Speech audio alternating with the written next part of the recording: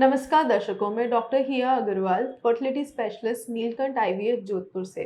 आज हम बात करेंगे कि प्रेगनेंसी में अल्ट्रासाउंड क्यों किया जाता है। पहले जानते हैं अल्ट्रासाउंड होता क्या है।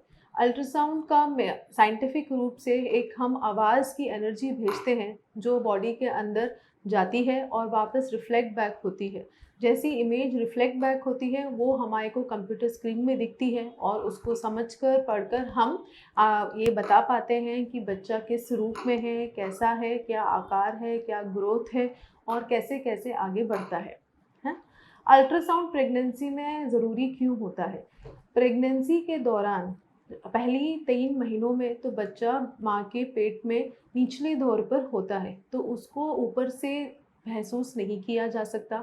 माँ को भी पता नहीं चलता है कि बच्चे की कोई हरकत हो रही है कि नहीं। तो ऐसे में बच्चे के सब कुछ ठीक है, धड़कन सही से आ रही है।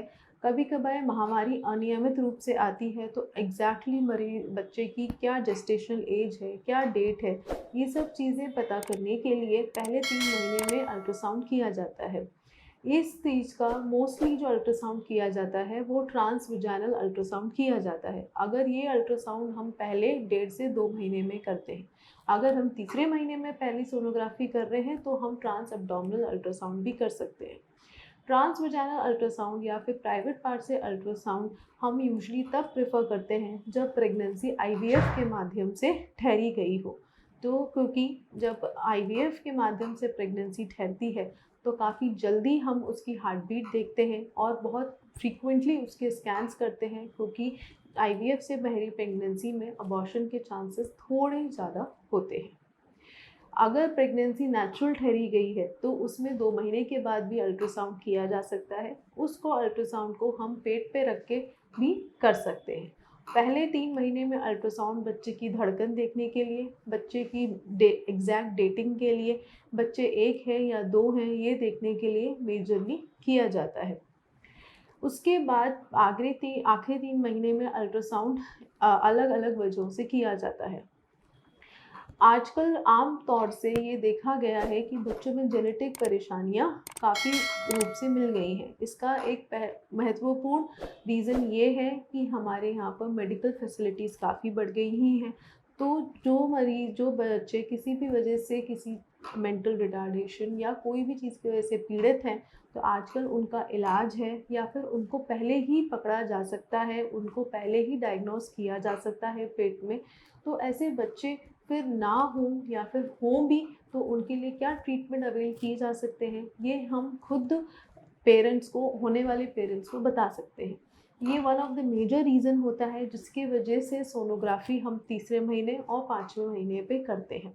तीसरे महीने की जो सोनोग्राफी होती है उसमें थोड़ी जेनेटिक प्रॉब्लम्स को देखने के लिए की जाती है। उसको हम normal nuclear translucency as well as nasal bone scanning भी कहते हैं। उसमें ऐसे कुछ सॉफ्ट मार्कर्स होते हैं जिसमें ये पता चल सकता है कि बच्चे को कोई जेनेटिक प्रॉब्लम या आम भाषा में कहा जाए तो डाउन सिंड्रोम की चांसेस होने के रिस्क हैं कि नहीं।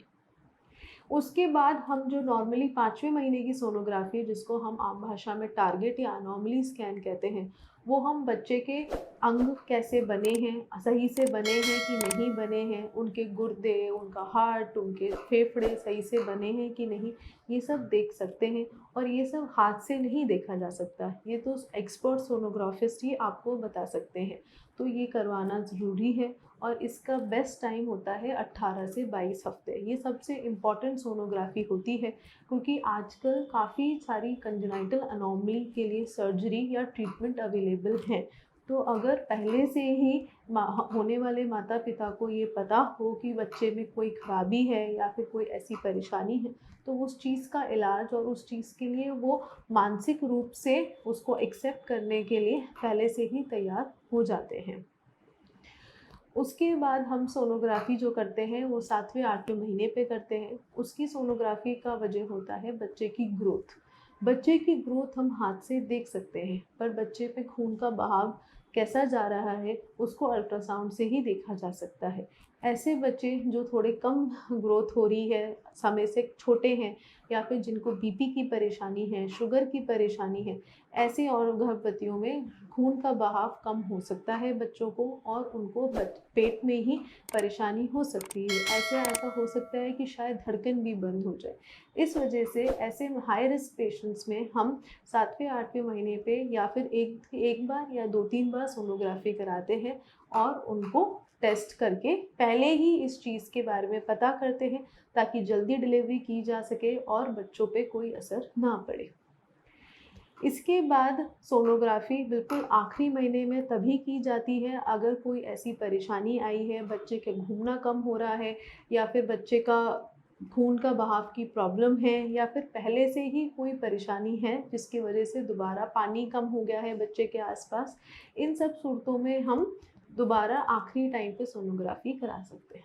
अगर आप गर्भवती महिला हैं और आप सोनोग्राफी के बारे में कुछ अधिक जानकारी चाहती हैं, या फिर आपको गर्भधारण नहीं हो पा रहा है, तो आप हमारे सेंटर आ सकती हैं या फिर आप नीचे दिए गए नंबर पे कॉल कर सकते हैं। धन्यवाद।